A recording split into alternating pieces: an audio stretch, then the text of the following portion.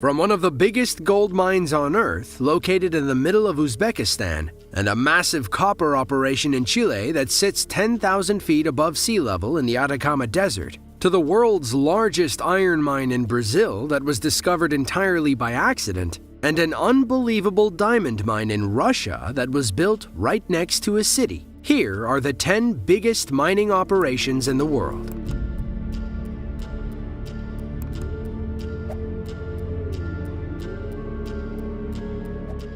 The year was 1936. A Dutch geologist named John Dozy was climbing the world's tallest island peak, the snow-capped Mount Carstens on the Indonesian island of West Papua. As he neared the top, he noticed a strange rock formation in the distance. The green streaks stole his attention. He brought samples back home for testing. Little did he know, he had stumbled upon a massive deposit of gold and copper. The Grasberg gold and copper mine houses the largest known gold reserve on Earth. Some say it's the second largest copper reserve in the world, others say it's the third. Either way, there is a lot of gold and copper down there. The pit is about 60 miles north of Timika, a small town in central Papua. And though it was discovered in 1936, mining didn't begin until the 1970s. Today, Grasberg is controlled by an American company called Freeport-McMoRan. They've been there since the beginning, but thought they mined the site dry in the mid-1980s.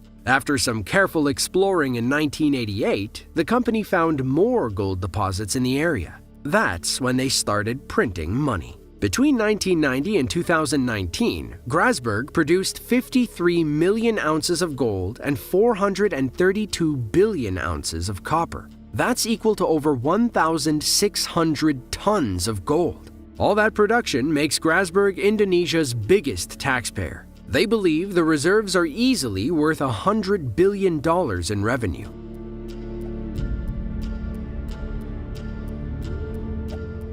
The world's undisputed primary source of copper is the Escondida mine in Chile. It's located in the Atacama Desert and makes up a massive portion of the Chilean GDP. They are the world's leading producer of copper, accounting for 32% of all production. They're just lucky they found the mine. Escondida means hidden in Spanish. The copper ore was buried under thousands of feet of rock and mountain. They had to drill through other known copper deposits just to find it.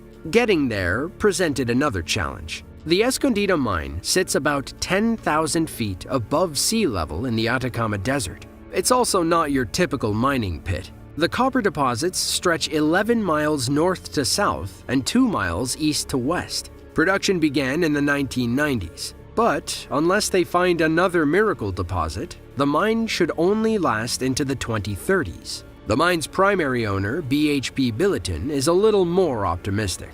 In 2012, they estimated the mine had another 100 years of production left in her. They're also pretty happy with recent production numbers. In the first half of 2022, the mine produced 824.4 kilotons of copper. That was up 12% compared to 2021. They're also making big moves on the sustainability front. According to BHP, the mine will soon run on 100% renewable energy. They did have to spend a pretty penny to cancel their coal contracts, about $1.1 billion.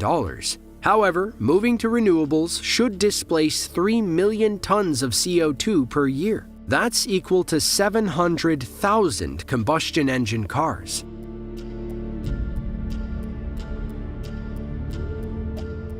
Imagine a single road that stretched all the way from New York City to Las Vegas, Nevada. Now bend that road like a slithering snake and bury it below the Andes Mountains in Chile. What you'd have is the El Teniente copper mine, the largest underground mine in the world. But aren't all mines underground? Well, not necessarily. Most mines are open pit, meaning they're just a giant hole in the ground. You can't really dig holes in the Andes Mountains, but you can dig tunnels. About 1,900 miles worth of tunnels. We've been digging those tunnels since 1819. Legend has it that a fugitive Spaniard stumbled upon the copper deposits and started hauling them out by mule and donkey. In the early 1900s, 2 American men built a road to make moving the ore much easier. The mine was owned by a Utah company until 1967. Then the Chilean government bought it. In 1971, Chilean President Salvador Allende nationalized the copper industry. All Chilean copper now flows through one state-owned company, Codelco. Copper production hit a 6-year low in 2015. To compensate, Codelco opened another mine within the El Teniente division. They predicted the new expansion would produce 50,000 tons of copper each year. They also started another expansion that would deepen the mine by about 328 feet. The new mine level project costs about $5.4 billion, but should extend the mine's life another 50 years.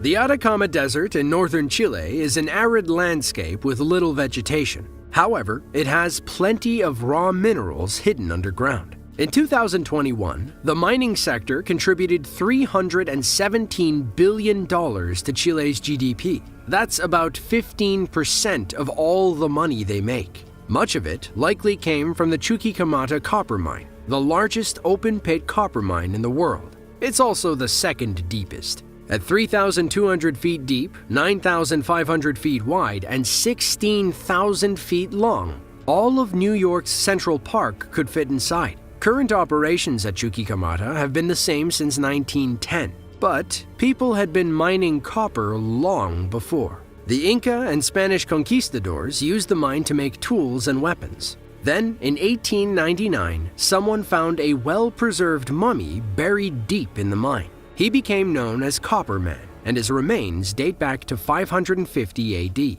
Now, if we've been mining Chuquicamata since the 6th century, wouldn't it be empty by now? Well, they believe there's still 1.76 billion tons of copper down there. That's why, in 2007, the Chilean government suggested digging tunnels under the mine. They finalized the plans in 2009, and the environmental agencies granted approval in 2010. By 2060, the mine should be nearly 2,600 feet deeper. It'll also cost the government about $4.2 billion to dig. Of course, they'll make that back overnight with all the copper they find. The new tunnels should produce 140,000 tons of ore per day.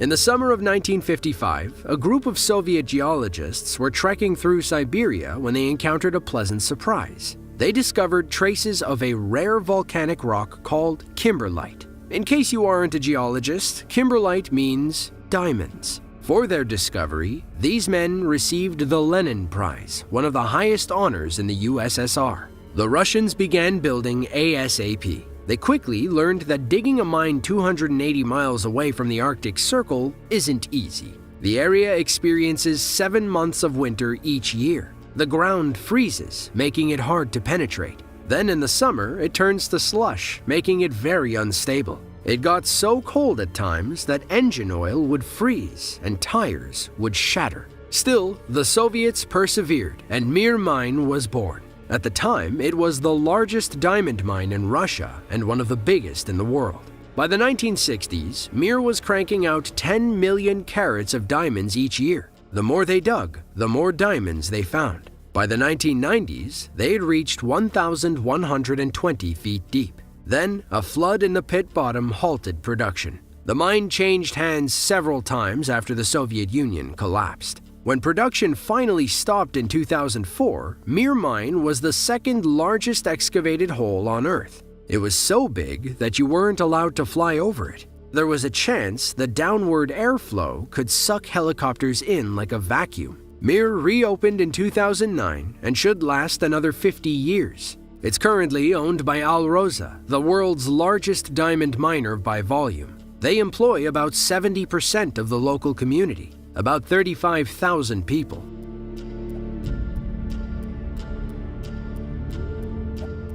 Orapa, Botswana is home to about 9,000 people, 4 schools, and the world's largest diamond mine. The mine covers a 0.46 square mile area.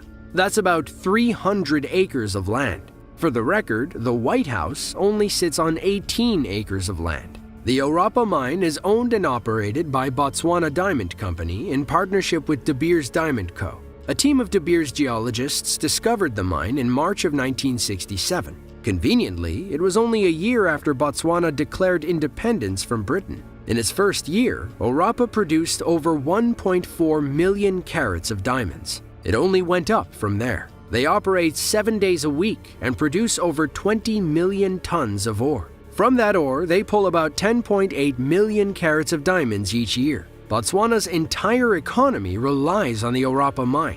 Thanks to all those diamonds, they evolved from an impoverished nation to a thriving middle-income country. According to the International Monetary Fund, transparency is the name of the game. Where other countries might get greedy, Botswana's government reinvests in its people. Most of the diamond revenue goes towards health, education, social assistance, and public infrastructure. They're also ranked 35th among countries regarding corruption. For the record, the United States is 24th, Denmark is number 1, and Somalia is dead last.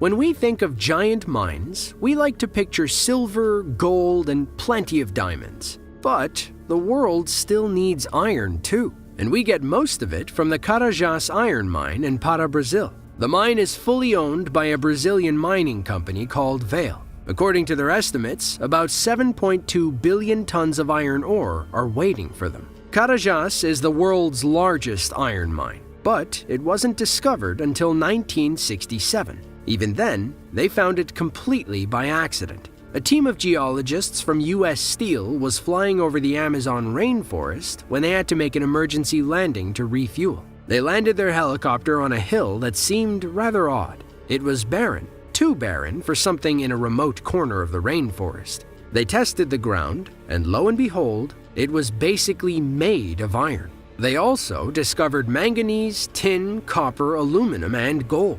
But iron was still the real prize. The United States said, "We found it, so it's ours." The Brazilian government didn't want to hear it. They made a deal to split the mine in 1970. Vale took 51% ownership. U.S. Steel took the other 49%. Then, U.S. Steel sold their half in 1977. So now the mine is fully controlled by Brazil. Today, Brazil produces the second most iron in the world. Australia is number 1, accounting for 35% of global iron ore production.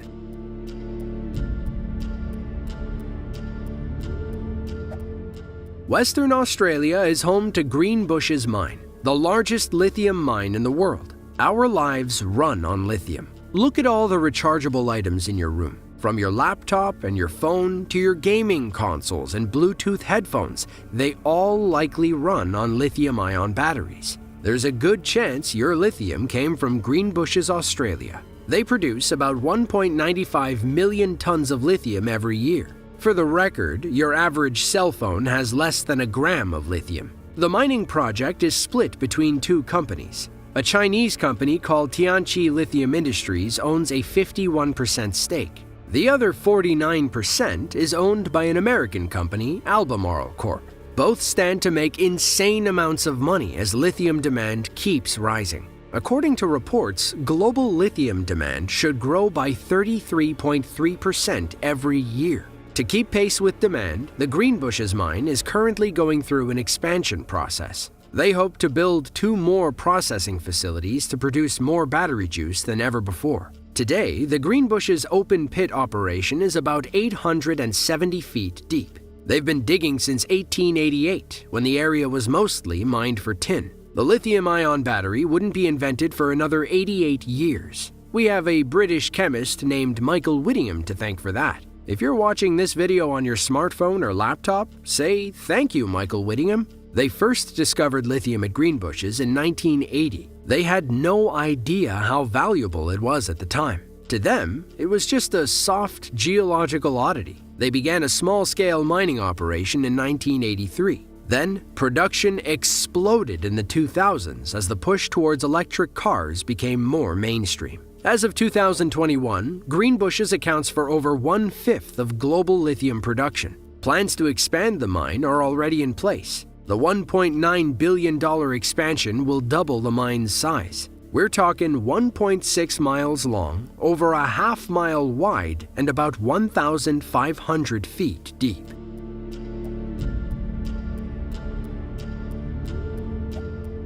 If you zoom in on central Uzbekistan, you'll see a massive circular cavity surrounded by nothing but desert. You'll see trucks driving in and out like ants on a hill. Each one is full of humankind's most precious metal, gold. You would be looking at the Muruntau Gold Mine, one of the largest gold operations on Earth. According to NASA, the Muruntau Mine is home to one of the biggest gold deposits on Earth. Today, it stretches 1.8 miles across the Kizilkum Desert and over 2,000 feet into the ground. In 2021, the mine spat out 3 million ounces of gold. That's 187,500 pounds, or about 7.5 fully loaded school buses. The gold deposit was first discovered in 1958. Before that, the Muruntau Mine was a main source of turquoise, dating back to the ancient Silk Road. Geologists believe it took millions of years for the gold in Muruntau to rise to the surface. During that time, ancient oceans closed and disappeared, mountains sprouted from the earth, and tectonic shifts changed our planet forever. Today, the Muruntau Mine is owned and operated by Navoi Mining and Metallurgical Combinat, a state-run company. They've invested millions, if not billions of dollars into growing the mine over time. As of 2023, Muruntau is in its Stage 5 development phase. By 2026, Navoi hopes to produce 50 million tons of ore per year. But remember, that doesn't mean 50 million tons of gold.